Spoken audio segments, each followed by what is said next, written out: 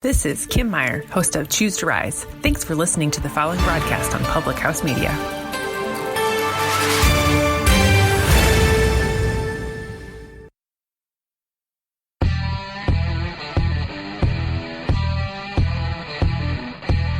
Strike three, you're out. Welcome back once again to another episode of Caught Listening. Broadcasting is part of the Public House Media Network. You can find us wherever you get your podcast on Google, Apple Podcasts, Spreaker.com, Stitcher.com. You can also find us on iHeartRadio and, of course, publichousemedia.org. Once again, just trying to find ways to fill the void without baseball here as we are now into April and what would have been the first full week of Major League Baseball and the start of minor league baseball as well.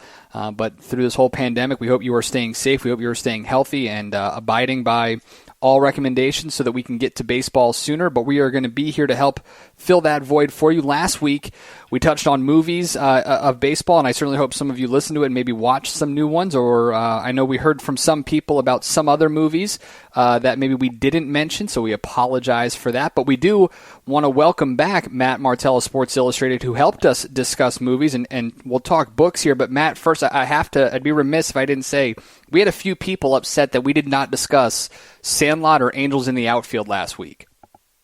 And you know what? I don't think we even discussed Major League. I was thinking about after the fact. Yeah. So we missed a couple, but we were trying to box everything into certain categories. Yeah. I guess a quick little thing here. I really do love the Sandlot, and I do love Major League, and Angels in the Outfield is good fun as well. So therefore, we covered it. Yeah, I think those fall into that mysticism category that we were talking about. Yeah. You know, and that's just the brilliance of it all, because I don't think there's a single person who, when we talked last week about the fictional characters on an all-time list, and I don't think anybody would not want Benny the Jet Rodriguez pinch hit or pinch running for him at any point in any fictional baseball game ever. So, so we're set there. But Matt, we wanted to have you back on again, and we appreciate you coming back because a couple of weeks ago you had worked with Sports Illustrated and put together a list, 13 essential baseball movies and books to get your Major League Baseball fix. We talked about the movies last week, but I want to touch on the books because I think it's weird. It's so funny how everybody says, oh yeah, certain people will say I like reading, but then they don't actually read until they have, things like this where there's nothing going on. I'm guilty of that at times.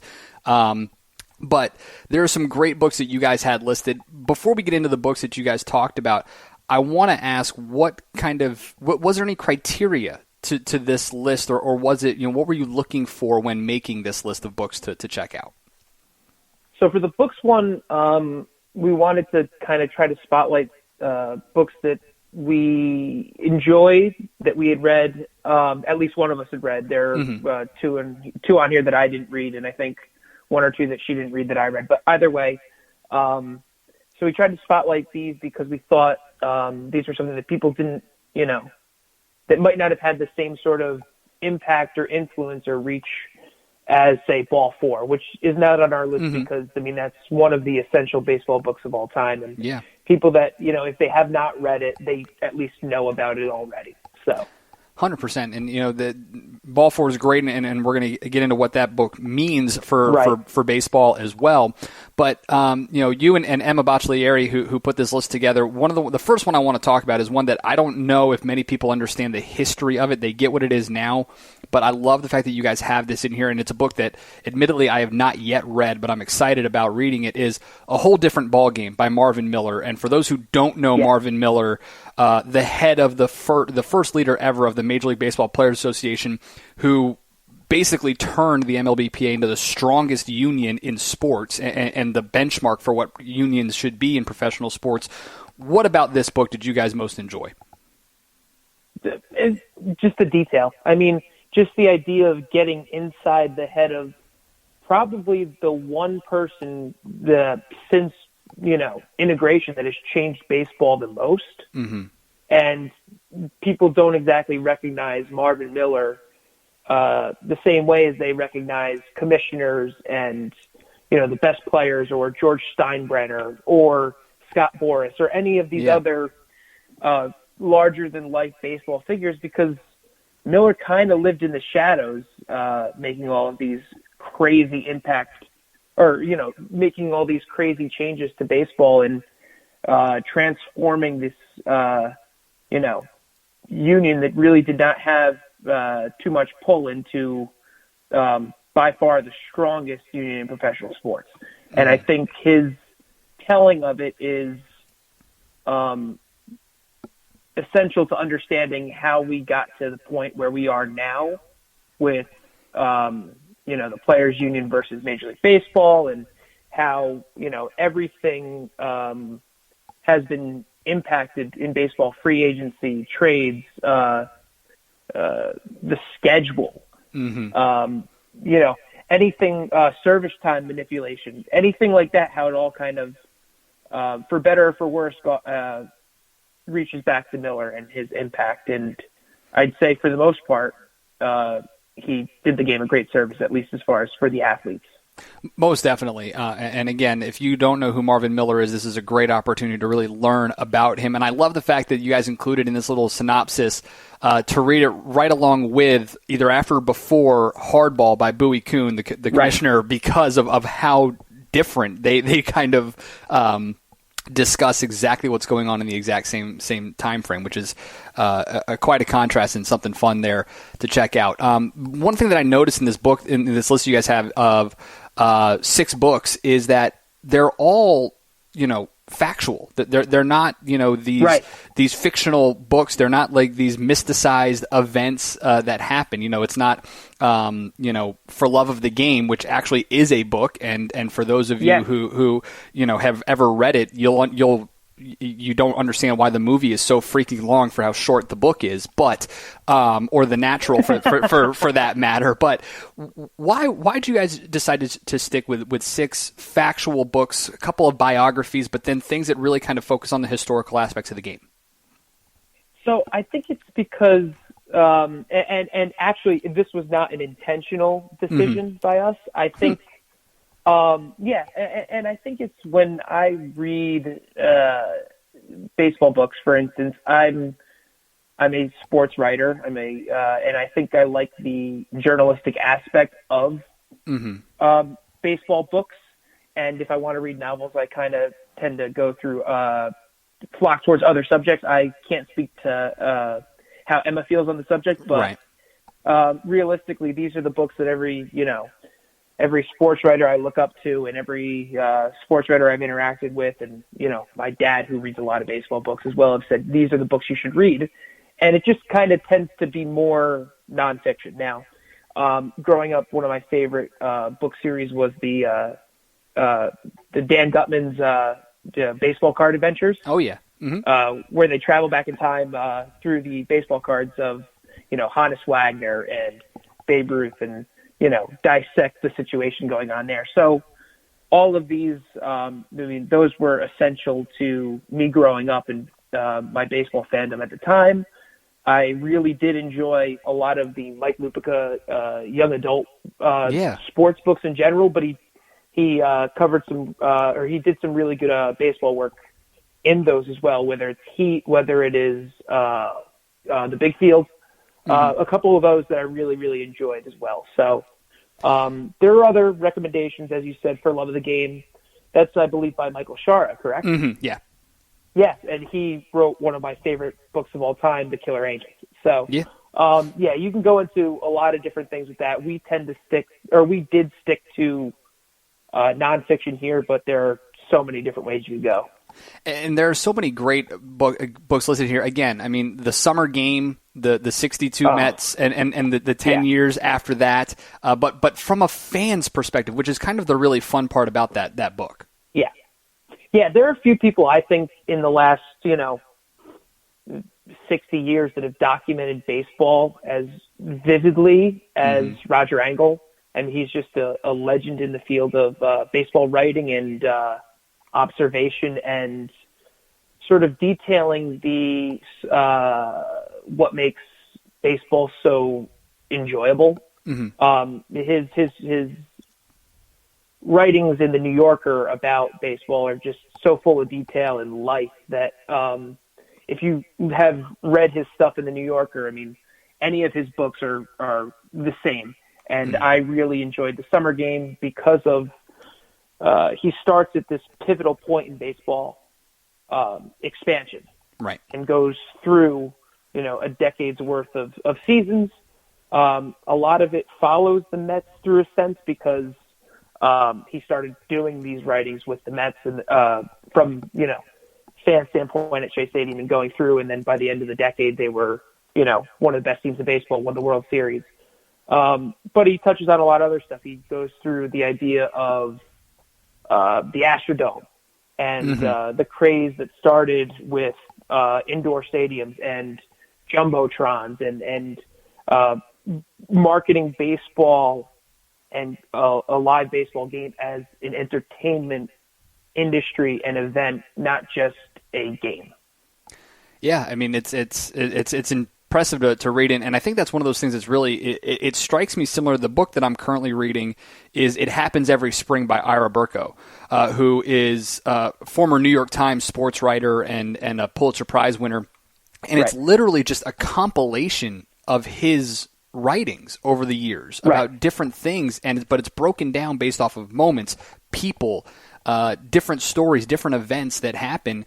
And that journalistic side of things is so fun, especially when you see it in certain aspects where he's, when he writes a guy from Chicago who's writing about the 2016 Chicago Cubs, it gives you that little bit of extra sense of fun there in that you can put yourselves into those shoes, or it transports you back into those moments, and you're not looking at it as like a history book. You're looking at it almost as if you're living that history. Right. And I think that those are the two distinctions in baseball nonfiction. No, actually, that's not true. There are plenty of others, but the sort of, if you're looking for historical accounts, you either have the contemporary account of a historical moment, or you have the sort of look back. And I think both are equally interesting in different ways. No, 100%. Speaking with Matt Martell, Sports Illustrated Major League Baseball writer here on Caught Listening, talking baseball books to go along with your baseball movies. If you don't want a little bit of screen time, and it can hurt your eyes, I guess, is what I keep hearing over the last over the course of my lifetime. But one of the things that's really interesting about books, especially in baseball and in sports in general, is they're almost kind of divided into these categories, especially when we talk about non-fictional books, where it's, there are how-tos, like, for instance, Bill James and everything that came through there, or there's checklists. One of the books that I have that I just have it just for fun is the Baseball Fans Bucket List, 162 things to do, see, and enjoy before you die, or whatever it is, and I check them off as I go down. And then there are as we talked about, the historical ones. Like, for instance, one of my personal favorites is Game 6, which chronicles Game 6 of the '75 World Series, or One Day at Fenway, and all that. There's a couple of others, and then there's the biographical ones. Ones like about The Kid by Ted Williams, or The Last Strike, Tony La Russa, one of the more recent ones that I have written. But you guys put on this list Joe DiMaggio, The Hero's Life, and the best baseball biography I've ever read. That was me writing that, I was about to say, I'm guessing that was you that wrote that. What about that biography is so incredible? Oh, gosh. The detail, and I think this falls into a specific category of sports biography, baseball biography, and that's the debunking the myth, where a lot of these larger-than-life athletes, whether it's Babe Ruth, Joe DiMaggio, you can go to any other sport the same way.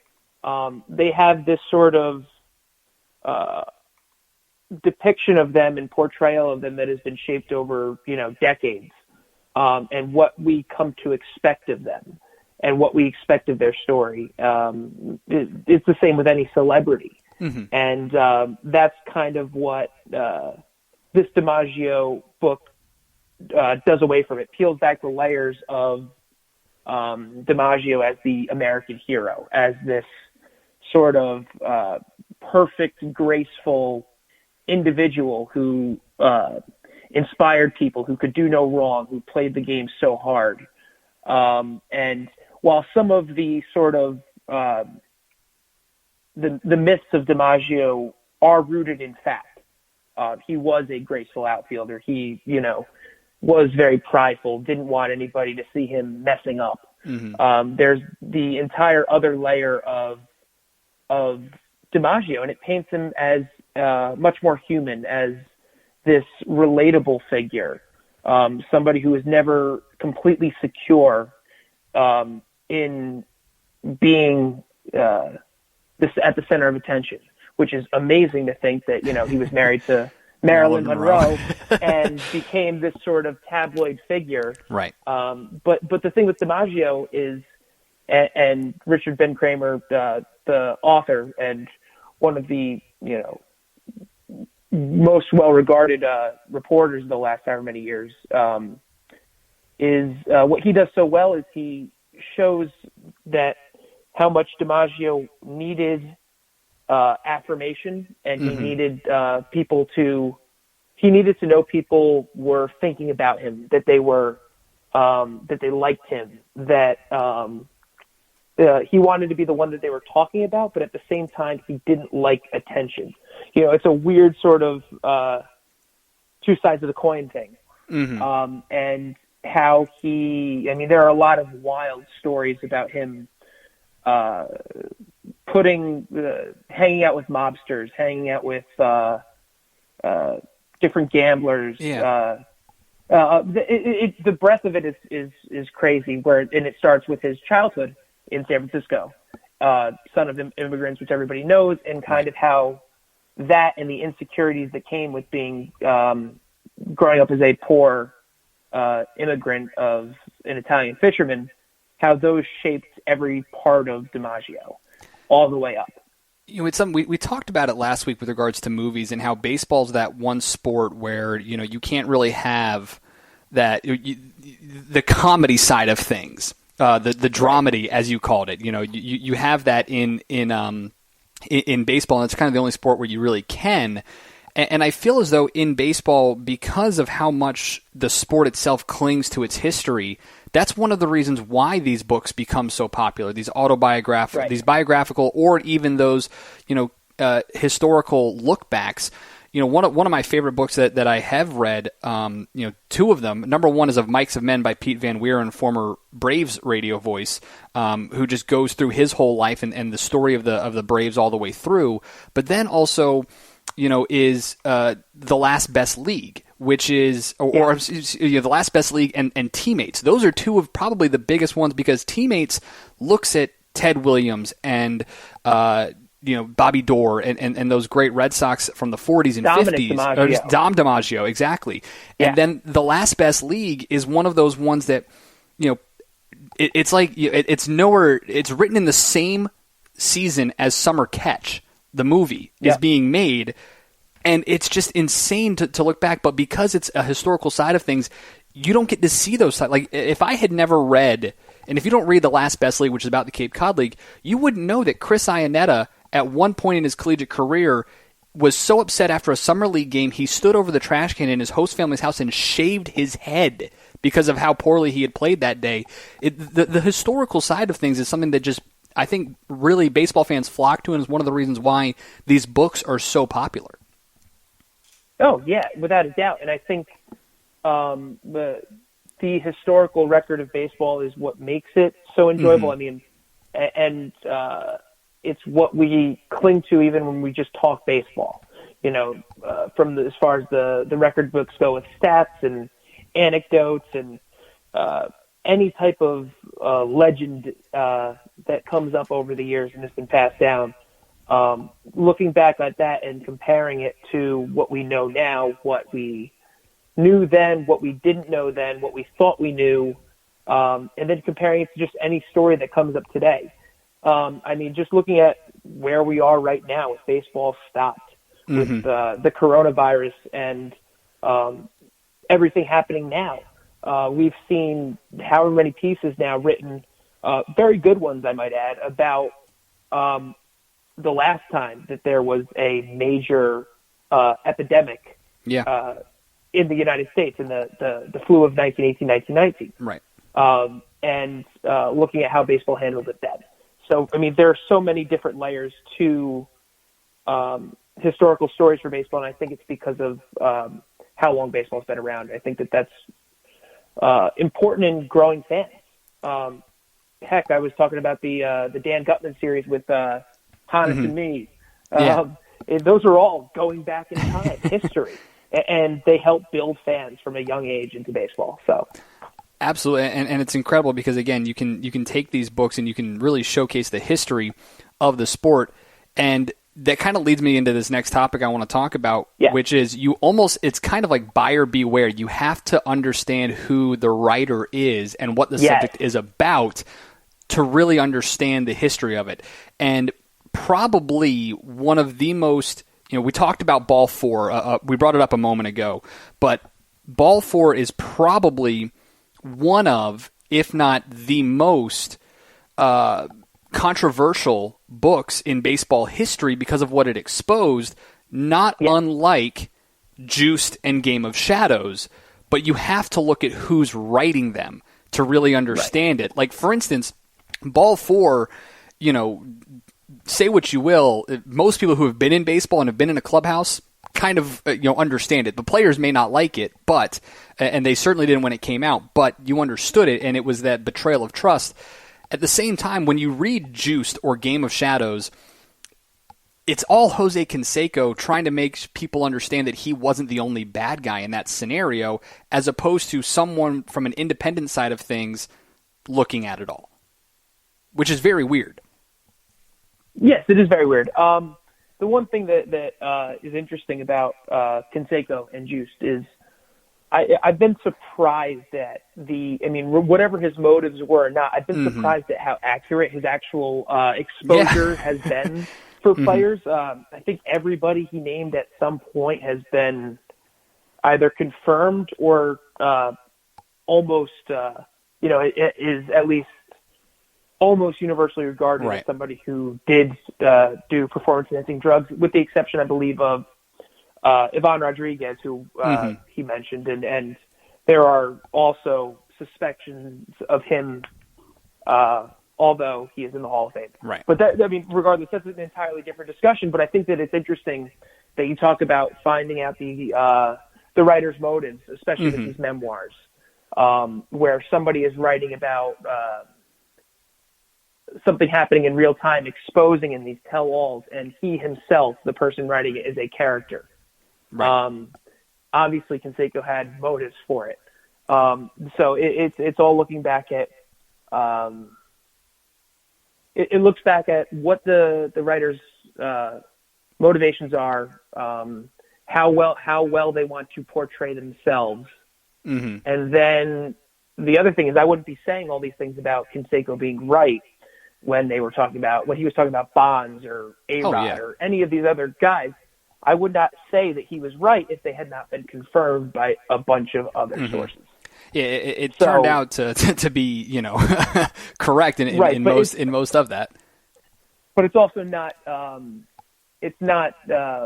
like Canseco has been exactly a reliable source on most other things. So I understand, you got to take everything that these sort of firsthand accounts from people that were involved with a little bit of a grain of salt. Yeah, absolutely, 100%. We actually had someone on Facebook, Josh mentioned on that Game of Shadows, Victor Conti being a well, we knew that. We talked about Screwball last week too, and that just kind of showed you how much it really was. And if you haven't gone to see Screwball on Netflix, please go watch it. I can't implore you guys enough on that. We're talking with Matt Martell here, Sports Illustrated MLB writer, and it's time once again to play Pepper. A couple of quick questions or comments from our fans, and then we just give a quick hitter answer back and forth between it. First one, Matt, comes in here. Which book would you say is one of the more influential ones in the history of baseball? Well, we already talked about Ball 4. Yeah. And I think The Boy This Summer, the Roger Kahn book detailing, a season with the Dodgers. So there you go. Now, that's definitely a good one there. I would have to go. Ball 4, just when it came out, what it meant, but the one caveat with Ball 4 is you have to go and understand what happened afterwards. What happened to Jim Button? What happened in his career and his life after the fact of all of that would be something that is is kind of really, really important for you to go after and do that. All right. We've talked a lot about non-fictional books. This one, which fictional book would you most recommend about baseball? Oh, Dan. I mean, yeah, that's interesting because, like I said, I haven't read too many of them, and the ones I had, I tried to. I usually do stick with the young adult ones that I grew up with. That they're just essential to me. I really enjoyed Heat, the Mike Lupica book. I mentioned that however many minutes ago now. Yeah. And The Big Field, another one by Lupica that I just really enjoyed. I read them when I was playing, travel baseball and things like that, and both of them were just so essential in me becoming a baseball fan further and somebody who liked baseball writing. So I'm going to stick with you on the Lupica one. It was one of the first fictional books that I ever read from a baseball standpoint, and it's Wild Pitch. I love Wild Pitch. I thought it was great. Showtime Charlie Stoddard is still one of my favorite characters. I love that book. And then again, just to double down on what I mentioned last week about my least favorite baseball movie, go and read The Natural for a phenomenal actual twist, a great fictional story there. All right, last one here, and this one is really, really intriguing for me. Which tell-all would you rather read? You can only read one of these. Pete Rose telling all about his gambling, or the Astros 2017 cheating scandal. It's a tell-all. You get every bit of information possible, but you can only get one of them. Which one would you rather? Oh, give me the Astros one. Not really? Now.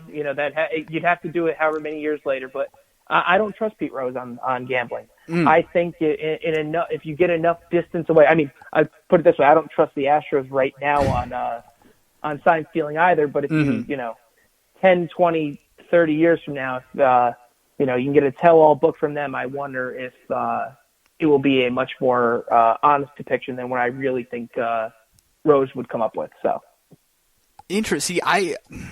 I don't know. I feel like the mystery. Maybe it's the mystery around Pete Rose and like wanting him to admit it so bad.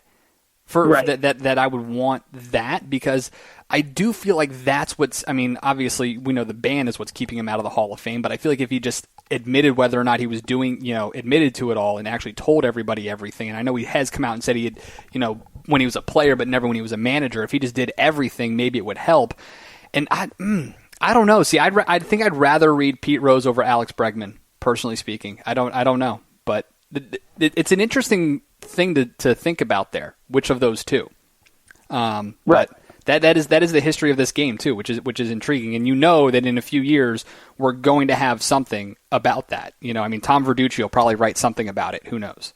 So in a couple of years, but we'll figure all that stuff out. So Matt, we appreciate the time as always. Once again, if you could please remind the folks where they can follow your stuff once we get going with baseball, and check out some of your other writings as well.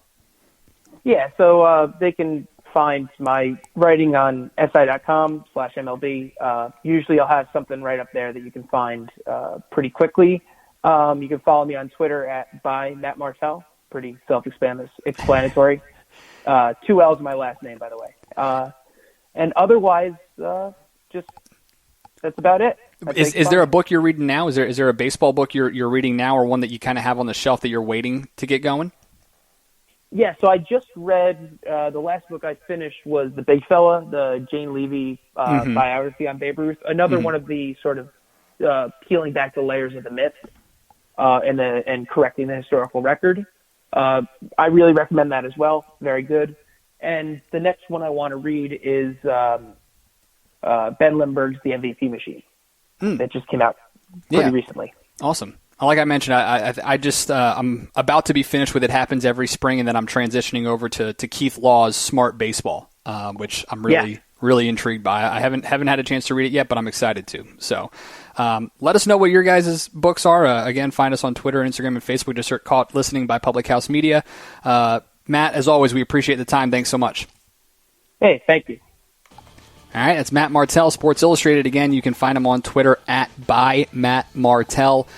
We didn't get a chance to talk about, but one of the other books that I'm glad they put on there is called Stolen Bases, Why American Girls Don't Play Baseball. It's by Jennifer Ring. And for many of you, and it's a book that I didn't know about until I read this article, but if you think that a league of their own is where women in professional baseball starts and ends, you're dead wrong. So I'm excited to check that book out. I'm going to put that on the list for a rainy day as well, or maybe, who knows, maybe next week, because we've all got that time. Again, appreciate you guys being a part of the show. Don't forget to subscribe, rate, review, share us with your friends and family. You can find us on Twitter, Instagram, and Facebook, Caught Listening by Public House Media, or email the show, caughtlisteningphm@gmail.com. Stay safe, stay healthy, stay home, everybody. And until next time, I'm Christian Heimel. You've been Caught Listening.